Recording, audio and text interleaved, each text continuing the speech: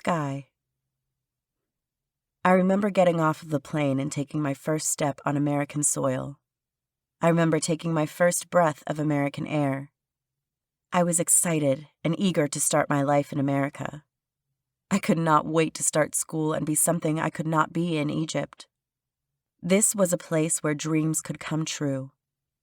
I was a 17-year-old Egyptian girl out on my own for the first time in my life. I had a couple $1,000s that my father gave me.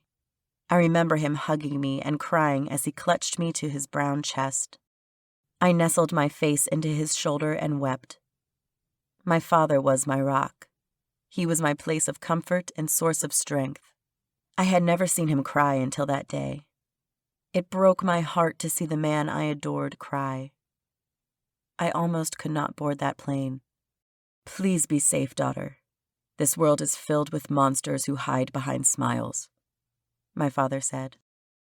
I never really put stock in his words. Not until I got much older. How could I? I was still a kid who had been sheltered my entire life. I had been protected by my father.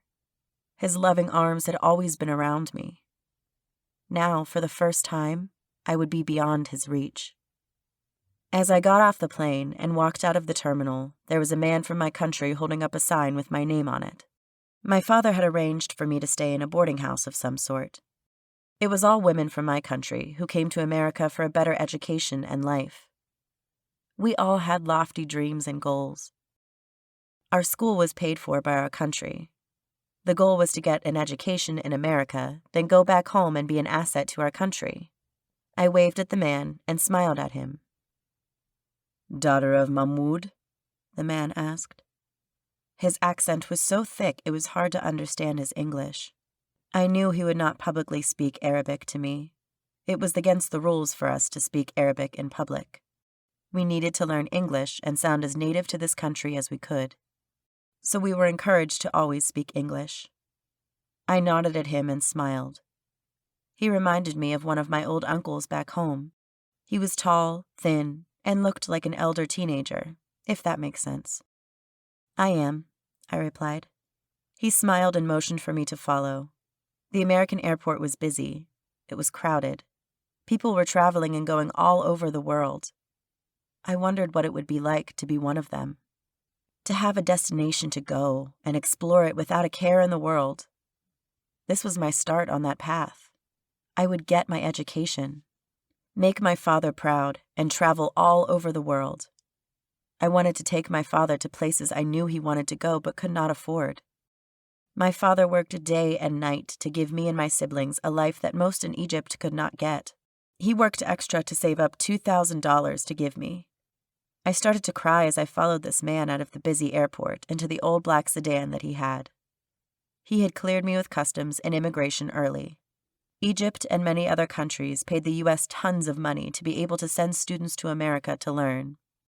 America was more than happy to take the money and push us through their immigration process.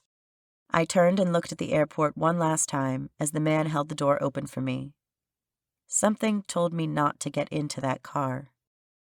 I'm not sure if it was the smile on the man's face or just some strange premonition of what was to come. As I sat in the car and the door closed, I felt like I was leaving my innocence behind. I could see myself still standing at the terminal, waving down to the me who was in the car leaving. My heart raced as the car sped away from the airport. Suddenly, I did not feel as safe and secure as I did in the airport. I guess the airport was the last remnants of my father's arms wrapped around me. They seemed they could not stretch any further. I was in a city called Phoenix. It was hot here. The weather was much like that in Egypt. Hot and sandy during the day, but cold at night. I don't think it ever was truly cold. Just that the people here were so used to it being so hot that when it dropped down to the 80s and 70s, it seemed freezing. The city was beautiful. It was so much different than it was in Egypt. The streets looked clean and maintained. Men and women walked freely together. Everyone intermingled. There was no religious law here. It seemed loose and relaxed.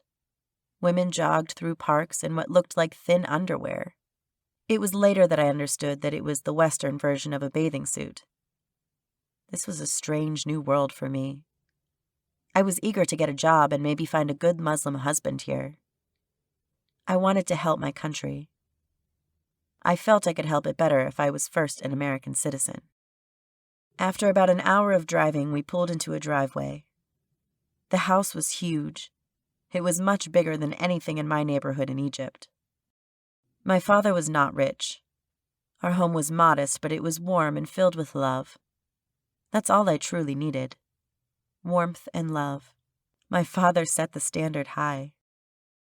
The driveway was long and the house looked like a normal house. One would never know that several young foreign women stayed here, that we were striving for a better education to in turn help advance our country. As I got out of the car, I noticed a dark-skinned man standing by the door. He was giving one of the Egyptian men who were here to look after us and protect us a bunch of money. They smiled, laughed, and shook hands. The dark-skinned man turned and was beginning to walk down the driveway. He stopped to look me over. "Damn, baby," the dark-skinned man said. I felt uneasy. He stared at me like I was a piece of meat. He was a rabid, hungry dog ready to devour me. I studied him. He was very handsome. He dressed nicely and walked with an air of authority. He seemed dangerous, like a shark who smelt blood in the water. His eyes were as dark as his flesh, but they seemed evil.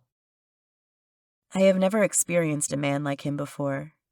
It was like looking into the eyes of a soldier that had seen far too much death. They were cold and emotionless. It seemed like he could kill me just as easily as he could help me. Was this America? Were the people here this cold and detached from their humanity? I did not say anything to him. I looked down and hurried past him. My father told me to not look men in the eyes. Some men would take that as me being interested in them, or of being sexually immoral. I wanted nothing to do with a man such as that dark-skinned man. The dark-skinned man pointed at me as I approached the door, where a man from my country stood. The Egyptian man smiled and nodded. They had communicated something that I was not aware of. Whatever it was, it involved me. I expected the men from my country to protect us. Most of these men were ex-Egyptian soldiers or police. They were on our country's payroll to protect us while we were here. For some reason, I did not feel so protected. I thought about getting back in the car and asking to be driven back to the airport. But I knew my father risked so much for me to be here. He had worked so hard to save the money for me to be in this program. Have a life that was better than his. I missed my father already. I felt cold outside of his home and arms. Out of all the men in the world, I knew he was the only one I could trust with anything. He did not look at me as a sex object. In his eyes, I was the baby he held as my mother pushed me out. I would always be that baby in his loving eyes. I have yet to see that same love for me in the eyes of any other man. Maybe I was a naive fool to think that anyone would ever love me the way my father does. The Egyptian man opened the door for me and invited me into the house. Immediately, I felt like I was in a prison, that I stepped into a cage that I could not escape from. I was afraid. The house was big on the inside. It was decked out in traditional Egyptian decorations to make the girls feel more at home. It smelt of thick Egyptian incense. I was led to a back room. There were several girls in this room. 3 sets of bunk beds were placed in here. Surprisingly, this room was very spacious. I was given a bunk on the top. My bed was by the bathroom door. I looked at the other women in this room. They looked tired, and some had bruises on their faces. They were in what looked like their underwear. They did not try to cover their bodies as a man opened the door and let me in. He stared at them a long moment and smiled. "It can be scary at first," a woman that was slightly older than me said. She had a black eye. It looked like someone recently savagely beat her. She caught me staring at her eye. She turned away and placed my suitcase on the top bunk. "It's sad what happened to the girl who used to sleep there," an older woman said. She wore pink panties and a bra. She laid on her stomach, flipping through a magazine. I did not understand why these women were dressed this way. Did they not care for modesty? I acted like I didn't hear her. "She's new. Give her a couple of days before you crush her dreams," the woman with the black eye said. The older woman glared at her. "I'm trying to help her. Look at her. She is innocent and probably thinks she was sent here for school. I'm tired of seeing girls being sent here and beat to death like Asma for not wanting to be a hoe," the older woman said. My face paled. I was not sent here for school? A girl died?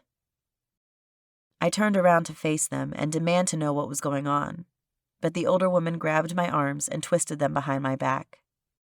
She held me down on the bed. One of the other girls put her hand over my mouth to muffle the screams. The woman with the black eye leaned down and whispered in my ear, "We're trying to help you. You can't go through this sober, and we can't watch another young girl from our country die," she whispered in my ear. I saw a woman with a needle in her hand approach me. I did not know what was in it. I just knew I did not want it. "Don't put it in her arm. Tmac does not want her to have visible tracks," the older woman said. As she held me down, another girl rubbed my cheek and kissed me on my forehead. "This will take all your pain away, girl," the older woman said. I felt something sting in my leg. I screamed into the hands of the woman who was trying to silence me. "We're just trying to help you. This stuff will take you to the sky," the older woman said. I cried and screamed for a moment more. Then it hit me. It felt like a wave of heat was beating against my flesh. My head spun and I sighed deeply. I thought of my father. I was running in the garden to him. His handsome smile was my world. "That's it. She's in the sky now,"